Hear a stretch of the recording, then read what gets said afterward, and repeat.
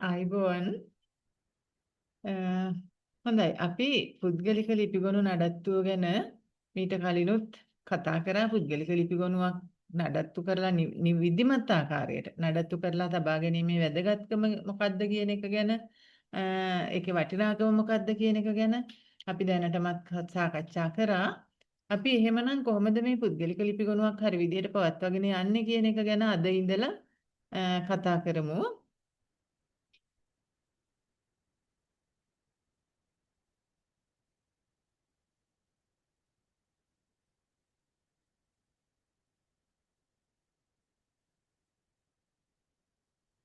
අපි දැනටමත් ඉගෙන ගත්තා ලිපි ගොනුවක් නිර්මාණය කරන්නේ කොහොමද?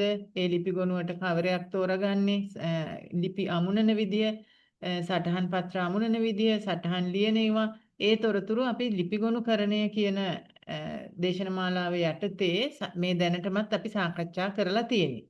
ඉතින් අන්න එතෙන්දි සාකච්ඡා කරපු ලිපි ගොනුවක් සකස් කිරීමට කවරයක් තෝරා ගැනීම සකස් කිරීම කියන අන්නේ කාරණා මේ පුද්ගලික ලිපි ගොනුව සම්බන්ධෙනුත් එලෙසම අදාළ වෙනවා. එහෙමනම් පුද්ගලික ලිපි ගොනුවට ගොනු කවරයක් තෝරා ගනිද්දී අපේ කාර්යාලයේ තියෙන ලිපි ගොනු කවර වර්ග අතුරින් ඝන හાર્ඩ්බෝඩ් කවරය තමයි පුද්ගලික ලිපි ගොනුවක් සඳහා වඩාත්ම සුදුසු ලිපි ගොනු කවරය වෙන්නේ. ඝන හાર્ඩ්බෝඩ් කවරය මෙන්න මේ පෙන්වන ආකාරයේ කවරයක්. මේ ආකාරයේ කවර කාර්යාලවල තියෙනවා. ඕගොල්ලෝ දැකලා ඇති.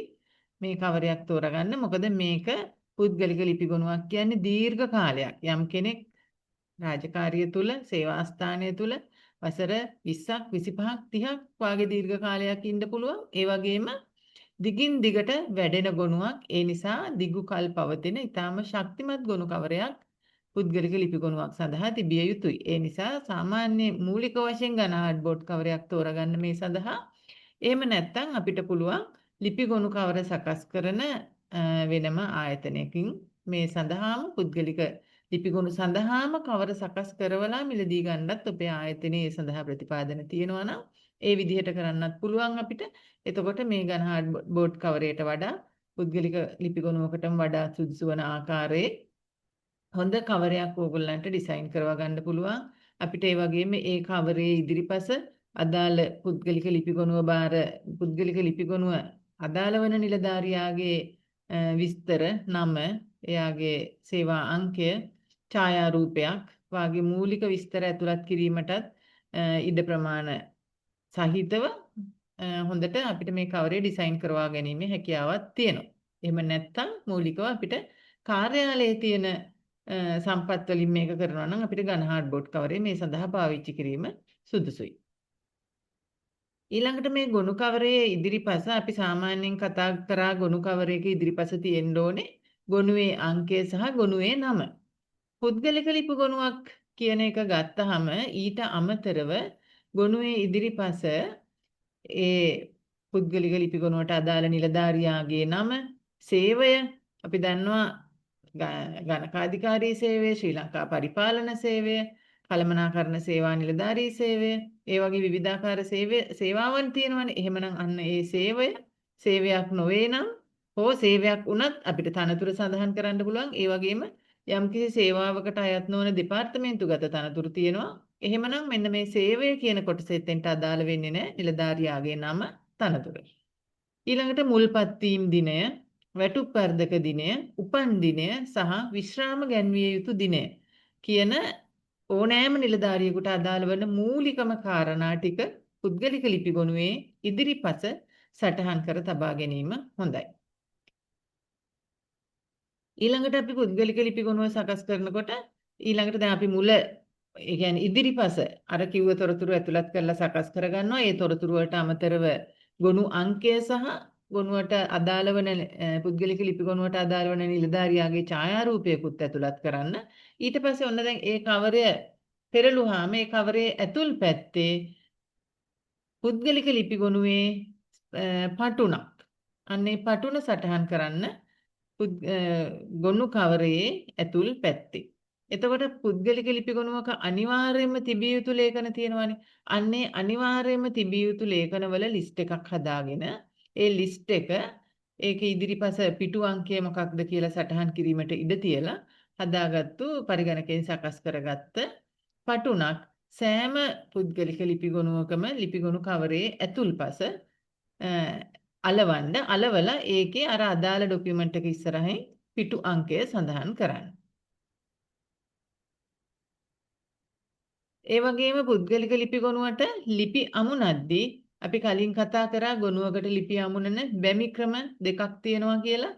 ඉතින් ඔයාලට කිව්වේ නැතත් තේරුම් ගන්න පුළුවන් පුද්ගලික ලිපි ගොනුවක් විශාලත්වයෙන් වැඩි වෙන ගොනුවක් නම් කල්පවතින ගොනුවක් නම් දිගින් දිගට වැඩෙන ගොනුවක් නම් අනිවාර්යයෙන්ම ඒ සඳහා සිදුරු 4 යුගල බැම්ම ක්‍රමය තමයි පාවිච්චි කළ යුතු වෙන්නේ. සිදුරු 4 යුගල බැම්ම ක්‍රමය පාවිච්චි කරන්න පුද්ගලික ලිපි ගොනුවට ලිපි ඇමිනීම සඳහා.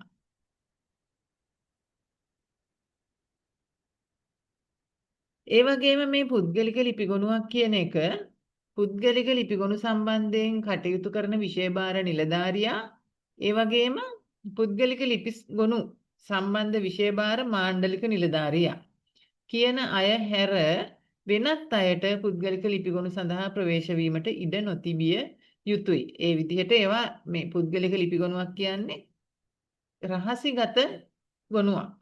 ඒ ආකාරයෙන් ඒ ගොනුවේ රහසිගතභාවය වැදගත්භාවය පිළිබඳව අවධානය යොමු කරමින් තමයි පුද්ගලික ලිපි ගොනු කියන විෂය කරන නිලධාරියා තමන්ගේ භාරයේ තිබෙන පුද්ගලික ලිපි ගොනු පවත්වාගෙන යා යුතු වෙන්නේ. එහෙමනම් මාණ්ඩලික නිලධාරියෙකුට හෝ ප්‍රධාන ලිපිකරු කියලා අපි හඳුන්වන ප්‍රධාන එහෙම නැත්නම් ප්‍රධාන කළමනාකරණ සේවා නිලධාරී එහෙම නැත්නම් දෙපාර්තමේන්තු ප්‍රධානියා විසින් බලය පවරන ලද පුද්ගලයෙකුට හැර වෙන කිසිම නිලධාරියෙකුට වෙනත් නිලධාරී කෙනෙකුගේ චර්යා සටහන් පත්‍රයක් හෝ පුද්ගලික ලිපි ගොනුවක් බැලීමට ඉඩ නොතැබිය යුතුය. ඒ වගේම ඒ ගොනුවට අදාළ වන නිලධාරියාටවත් තමන්ට ඕන වෙලාවට ගිහිල්ලා තමන්ගේ පුද්ගලික ලිපි ගොනුවට ප්‍රවේශ වීමට ඉඩකඩ නොතිබිය යුතුයි. මොකද පුද්ගලික ලිපි ගොනු තියෙන්නේ පුද්ගලික ලිපි ගොනු කියන විෂය කරන විෂයභාර නිලධාරියා ගාව. ඒක කාට හරි වෙනත් නිලධාරී කෙනෙකුට තමන්ගේ පුද්ගලික ලිපි ගොනුව බැලීමට අවශ්‍ය වෙනවා නම් ඒ සඳහා විධිමත් පරිදි ඉල්ලීමක් කරන්න ඕනේ. ඉල්ලීමක් කෙරුවාම පුද්ගලික ලිපි ගොනු විෂයභාර මාණ්ඩලික නිලධාරියාගෙන් ඒ සඳහා අනුමැතිය ලබාගෙන ඒ අනුමැතිය මත වගකිව යුතු නිලධාරියෙකු ඉදිරියේ බලයලත් මාණ්ඩලික නිලධාරියෙකු ඉදිරිපිටදී ඒ පුද්ගලික ලිපි ගොනුව පරීක්ෂා කරලා බලන්න ඒ ගොනුවට අදාළ නිලධාරියාට ඉඩ දෙන්න පුළුවන්. ඒ වගේම එහෙම පරීක්ෂා කරලා බලන්න ඉඩ දෙන සෑම අවස්ථාවකම ගොනුවේ ඒ වෙනකොට ඇතුළත් කරලා තියෙන එයාගේ අදාළ පුද්ගලික ලිපි ගොනුවට අදාළ විස්තර නිවැරදි බවට ඒ පරීක්ෂා කරපු නිලධාරියාගෙන් සහතිකයක් ලබා ගන්නත් ඕනේ. එහෙම නැත්නම් සටහනක් ලබා ගන්න ඕනේ. තවත් වැදගත් කාරණයක් තමයි අපි මේ පුද්ගලික ලිපි ගොනුව කියන එකට අනවශ්‍ය ලේඛන ඇතුළත් කළ යුතු වෙන්නේ නැහැ. එමනම් මොනවද අපි පුද්ගලික ලිපි ගොනුවකට ඇතුළත් නොකළ යුත්තේ? විනයානුකූල කරුණකට සම්බන්ධ ලිපි.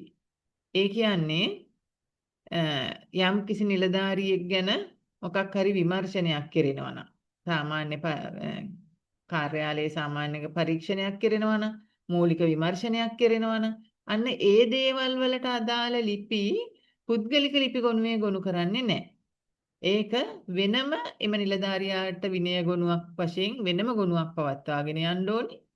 ඊට පස්සේ යම්කිසි මූලික විමර්ශනයක් කළා කියලා අපි හිතමු. මූලික විමර්ශනයෙන් අනතුරුව ඒ පුද්ගලයාට චෝදනා පත්‍රයක් දීලා ඊට පස්සේ ඒ හරහා ඊළඟට විධිමත් විනය පරීක්ෂණයක් තියෙනවනේ.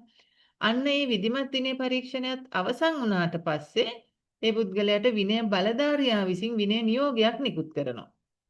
අන්න ඒ විනය නියෝගය නිකුත් කළාට පස්සේ චෝදනා පත්‍රයේ පිටපතක් සහ විනය නියෝගයේ පිටපතක් එකට ගොනු කරලා පුද්ගලික ලිපි ගොනුවට ඇතුල් කරන්න ඕනේ.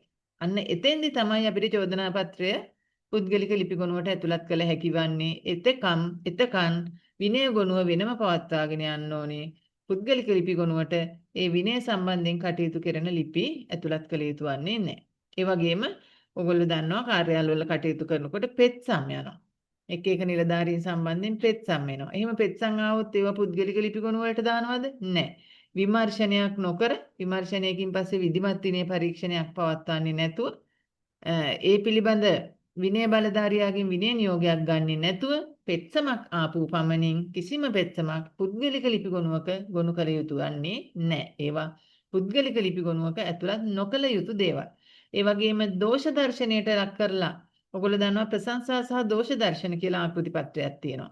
එතකොට දෝෂ දර්ශනයට ලක් කරපු ආකෘති පත්‍රයක් නිලධාරියාව දැනුවත් නොකර පුද්ගලික ලිපි ගොනුවට ගොනු කරන්න බෑ. නිලධාරියාව දැනුවත් කරලා ඒ පිළිබඳ දැනුවත් වූ බවට සටහනක් සහිතව තමයි දෝෂ දර්ශනයක් පුද්ගලික ලිපි ගොනුවකට ගොනු කළ හැක්කේ. මේ පුද්ගලික ලිපි ගොනු දැන් විෂයන් මාරු වෙනවා, නිලධාරීන් ස්ථාන මාරු වෙනවා. එහෙම අවස්ථාවල හැමදාම අවුරුදු 10ක් 15ක් එක දිගට එකම නිලධාරියා විසින් පුද්ගලික ලිපි ගොනුව පවත්වාගෙන යන්නේ නැහැ. එතකොට මේ විවිධ නිලධාරීන් විසින් මේ පුද්ගලික ලිපි ගොනු විෂය සම්බන්ධව කටයුතු කරද්දී සමහර වෙලාවට මේ පුද්ගලික ලිපි ගොනුවේ තිබිය යුතුම අත්‍යවශ්‍ය ලේඛන නොතිබෙන්න පුළුවන්. ඒ වගේම අනවශ්‍ය පරිදි පුද්ගලික ලිපි ගොනුවකට කිසිසේත්ම අදාළ නොවන අනවශ්‍ය ලිපි පුද්ගලික ලිපි ගොනුවේ තියෙන්නත් පුළුවන්. ඒ වගේම පුද්ගලික ලිපි ගොනුවෙන් කටයුතු කරන්නේ නැතුව වෙනත් ගොනුවකින් කටයුතු කළ යුතු වන ලිපි ගනුදෙනුවක් සම්බන්ධයෙන් පුද්ගලික ලිපි ගොනුවෙන් කටයුතු කරලා තියෙනවා වෙන්නත් පුළුවන්. ඔන්න ඔයගේ පුද්ගලික ලිපි ගොනුවට අදාළ නොවන දේවල් යම්කිසි තමන් විෂය බාර ගත්තාම මේ කාගේ හරි පුද්ගලික ලිපි ගොනුවක එම පුද්ගලික ලිපි ගොනුවේ තිබිය යුතු නැති ලිපි ලේඛන මේ ගොනුවේ තියෙනවා. හරියට සටහන් ලියවිලා නැහැ. හරියට ලිපි සහ ලිපි සමග තියෙන ඇමුණුම් ආදිය ගොනුවට ගොනු වෙන හැම ડોකියුමන්ට් එකක්ම අංක වෙන්න ඕනේනේ. එහෙම අංක වෙලා නැහැ. ඒ වගේ අඩුපාඩු තියෙනවා කියලා දැක්කොත් පුද්ගලික ලිපි ගොනුව විධිමත් කරන්නත් ක්‍රමවේදයක් තියෙනවා. හැබැයි පුද්ගලික ලිපි ගොනුවේ තියෙන කිසිම කොලයක් ආවට ගියාට ඉවත් කරලා නැවත අංක කරලා එහෙම කරන්න බෑ. ඒක කරන විධිමත් පිළිවෙලක් තියෙනවා. එහෙනම් මොකක්ද ඒ ක්‍රමය? මෙන්න මෙවැනි ආකෘති පත්‍රයක් අපිට මේ සඳහා පාවිච්චි කරන්න පුළුවන්. මේක නිර්මාණය කරපු ආකෘති පත්‍රයක් නැතුව මේ රජයේ පොදු ආකෘති පත්‍ර අර තියෙන පොදු 35 කියලා දැනටමත් හඳුන්වලා දීලා තියෙන ආකෘති පත්‍ර තියෙන. ඒ ආකාරයේ පොදු අංකයක් සහිත ආකෘති පත්‍රයක් නෙමෙයි. නමුත් අපිට මෙන්න මේ වගේ ආකෘති පත්‍රයක් සකස් කරගෙන ඒකේ හෙඩින් එක දාලා පුද්ගලික ලිපි ගොනුව විධිමත් කිරීම කියලා ඊට පස්සේ දිනය දාලා දින මෙම පුද්ගලික ලිපි ගොනුව නව ගොනු කවරයක් යොදා ක්‍රමවත්ව සකස් කරන ලද අතර මෙහි ඇතුළත්ව තිබූ පුද්ගලික ලිපි ගොනුවට ඇතුළත් නොවිය යුතු පහත සඳහන් ලිපි ඉවත් කරන ලදී. අන්න පුද්ගලික ලිපි ගොනුවට අයිති නැති ඒවා අපි මෙන්න මෙහෙම ඉවත් කරනවා කියලා ඊට පස්සේ ඒ අනුව පිටු අංක මෙන්න මෙතන ඉඳලා මේ දක්වා තිබුණු ගොනුව පිටු අංක මෙන්න මෙතන සිට මේ දක්වා නැවත නිවැරදිව අංක කර ඇති බව සහතික කරමි. ඒ කියන්නේ අනවශ්‍ය ලිපි ලේඛනත් එක්ක පුද්ගලික ලිපි ගොනුව 1 සිට 85 දක්වා තිබුණා කියලා අපි හිතමු. එහෙමනම් මේ 1 සිට 85 දක්වා තිබුණු ගොනුවෙන් අනවශ්‍ය ලිපි මේකේ මුල ඉඳලා මේ 85 දක්වා බලාගෙන එනකොට අනවශ්‍ය ලිපි තිබිලා තියෙනවා 10ක්. එහෙමනම් අපි මේ තැනින් තැන තිබුණු අනවශ්‍ය ලිපි 10ම ඉවත් කරනවා. එහෙමනම් දැන් 1 ඉඳලා 85 දක්වා තිබිච්ච ගොනුව නැවත අංක කරද්දී ලිපි 10ක් ඉවත් වෙච්ච හින්දා පිළිවෙලට නැවත 1 සිට 75 දක්වා අංක වෙනවා. එහෙමනම් මෙන්න මෙහෙම දක්වා තිබිච්ච ගොනුව අපි මේ පල්ලෙහා සඳහන් වෙලා තියෙන පිටු ඉවත් කරලා 1 සිට 75 දක්වා නැවත නිවැරදිව අංක කර ඇති බව සහතික කරමි කියලා ලියලා ඊට පස්සේ අර මොනවද තිබිලා ඉවත් කරේ කියන එකත් ලියන්න ඕනේ. පිටු අංකය දානවා තිබුණු පිටු අංකය. ඊට පස්සේ ඒ අපි ඉවත් කරන්න තීරණය කරපු ඒ ලිපියේ යොමු අංකය සහ දිනය සඳහන් කරලා ඒ ලිපියේ විස්තර සාරාංශිකුත් ලියනවා. ලියලා ඒ විදිහට අපි දැන් මම කියවනේ ගත්ත උදාහරණෙදී අපි 10ක් ඒ විදිහට තනින් තන තිබුණා කියලා. අන්න පිටු අංකේ 6 අනවශ්‍ය ලිපියක්. අපි පිටු අංක 6 ලිපියේ යොමු අංකය සහ දිනය. ඒක දානවා ඊට පස්සේ ලිපියේ විස්තර සාරාංශය. නිලධාරියා සම්බන්ධයෙන් ඒවා ඇති පෙත්සමකි කියලා ලියන. ඊට පස්සේ පිටු අංකය 12 යොමු අංකය සහ දිනය දානවා ඒකේ විස්තරය දානවා. ওই විදිහට ඉවත් කරන ඒවා ලියලා ඊට පස්සේ මේක සකස් කළේ. සකස් කරන්න ඕනේ කවුද? පුද්ගලික ලිපි ගොනු සම්බන්ධ විෂය භාර නිලධාරියා. ඊළඟට පරීක්ෂා කරේ. පරීක්ෂා කරන්න ඕනේ AO කෙනෙක්. එහෙම නැත්නම් ශාඛා ප්‍රධානියෙක් CC කියලා අපි කියන්නේ. ඒ වගේ ප්‍රධාන කළමනාකරණ සේවා නිලධාරී කෙනෙක් හෝ AO කෙනෙක් විසින් පරීක්ෂා කළේ. ඊට පස්සේ අනුමත කරන ලදී. කවුද? අර පුද්ගලික ලිපිගොනු විෂය භාර මාණ්ඩලික නිලධාරියා විසින් මේක අනුමත කරන්න ඕනේ. අනුමත කරලා අත්සන් කරලා සීල් එක ගහලා දිනේ දාලා අන්න එහෙම අනුමැතිය ගත්තට පස්සේ අන්න අර සඳහන් කරපු කොළ ටික ඉවත් කරන්න පුළුවන්. ඔය මෙන්න මේ ආකෘතියෙන් අනුමැතිය අරගෙන ඒ අනුව ඒ අනුමැතිය ලබාගත්තු කොළ ටික ඉවත් කරලා නැවත අංක කරලා ඊට පස්සේ මේ ආකෘතිය පුද්ගලික ලිපිගොනුවේ ගොනු කරන්න ඕනේ. ඔන්න ඔය ආකාරයට තමයි අපිට ගොනුවක් පුද්ගලික ලිපිගොනුව විධිමත් කරනවා නම් කළ යුතු පිළිවෙල. එහෙම නැතුව ගොනුවේ තියෙන කිසිම ලේඛනයක් අපිට හිතුමතේ ඉවත් කරන්න බෑ.